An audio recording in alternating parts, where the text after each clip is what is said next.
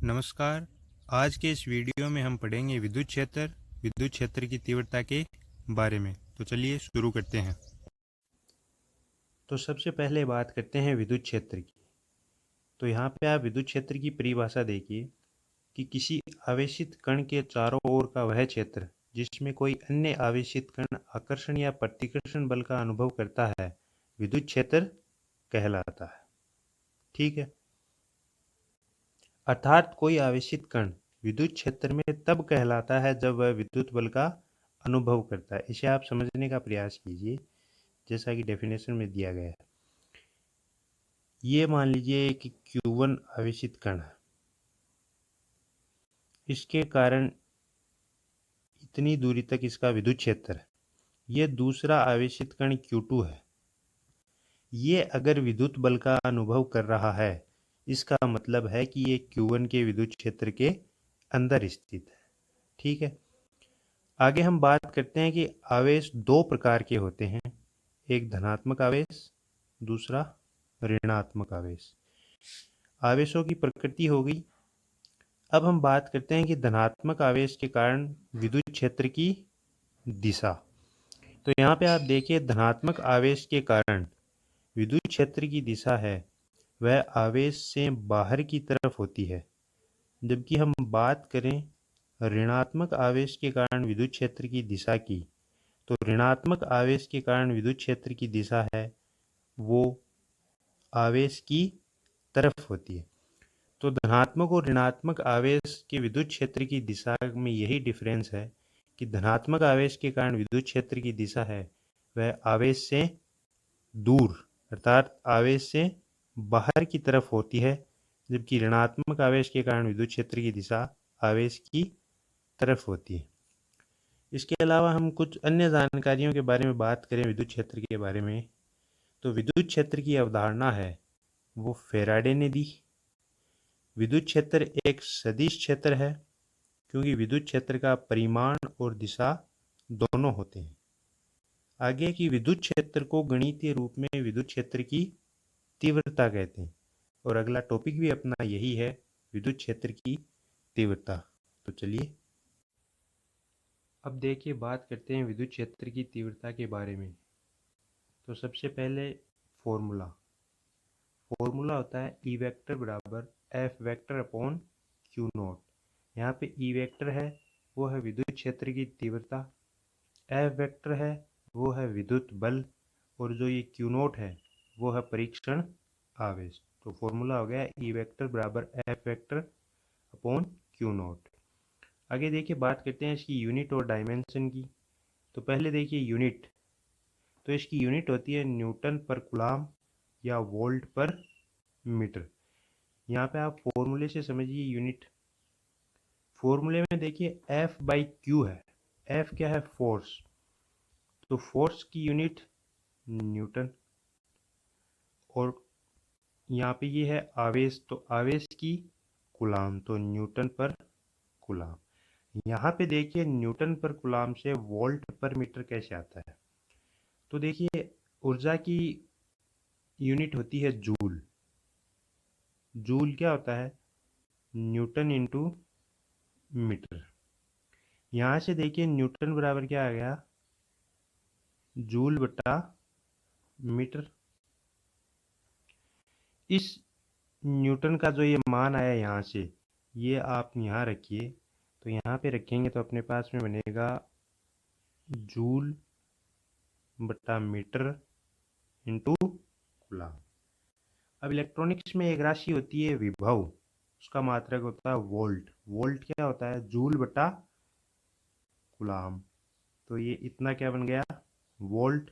तो यहाँ से बन गया V अपॉन एम, वोल्ट पर मीटर, ये आ गई। ठीक है। अब बात करते हैं डायमेंशन की। तो डायमेंशन में फिर आप फॉर्मूले से देखिए या यूनिट से देख लीजिए, न्यूटन बटा कूलाम। न्यूटन फोर्स, और फोर्स की विमा होती है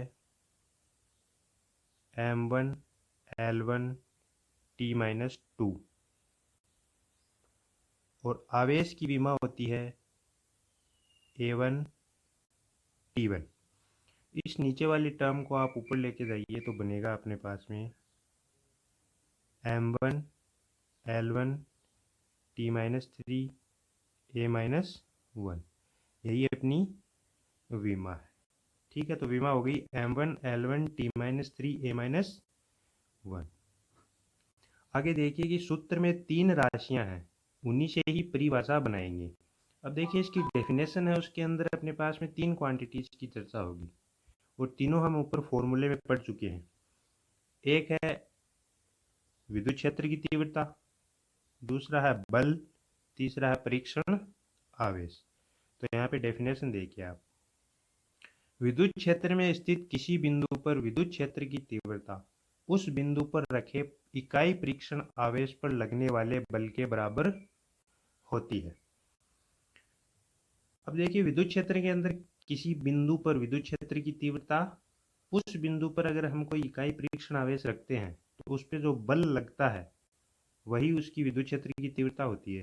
तो देखिए यहाँ पे मान लीजिए Q1 आवेश रखा है, ये इसका विद्युत क्षेत्र का एरिया है।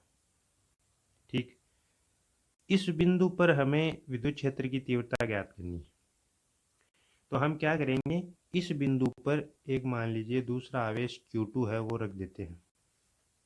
ये इकाई आवेश है, इसका परिमाण कितना है, 1 है। ये आवेश हमने यहाँ पे रखा, तो अब इसके ऊपर जो बल लगेगा इस विद्युत क्षेत्र के कारण, वही इस बिंदु के लिए विद्युत क्षेत्र की तीव्रता होगी। जैसे फॉर्मूला है अपना E बराबर F/Q, ये Q परीक्षण आवेश हमने इकाई ले लिया, तो E बराबर कितना हो गया, F। ठीक है, आगे बात करते हैं कि परिशुद्धता के लिए परीक्षण आवेश को अत्यंत अल्प माना जाता है, अर्थात इसका कोई विद्युत क्षेत्र नहीं होता, जिससे इसकी उपस्थिति से मूल विद्युत क्षेत्र अप्रभावित रहता है।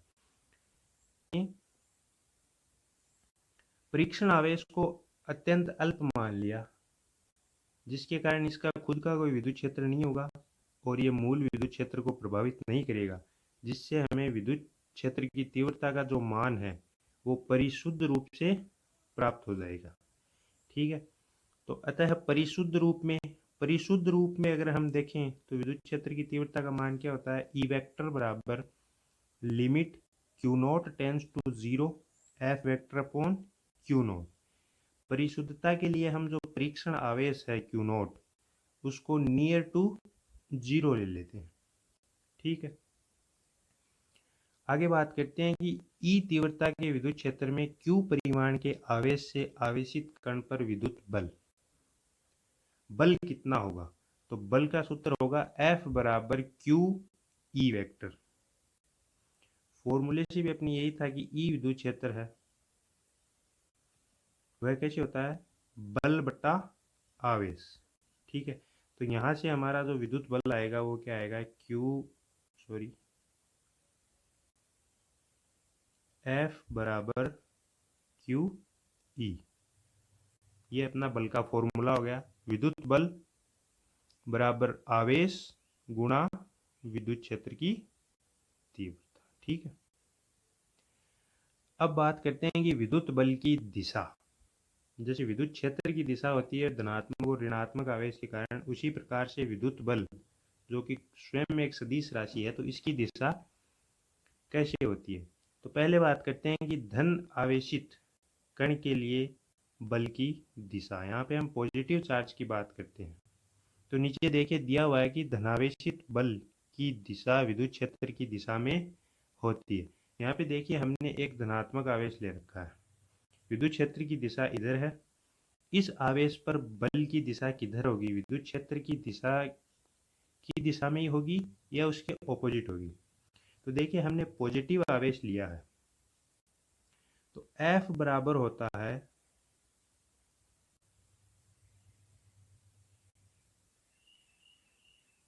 F बराबर क्यू ई।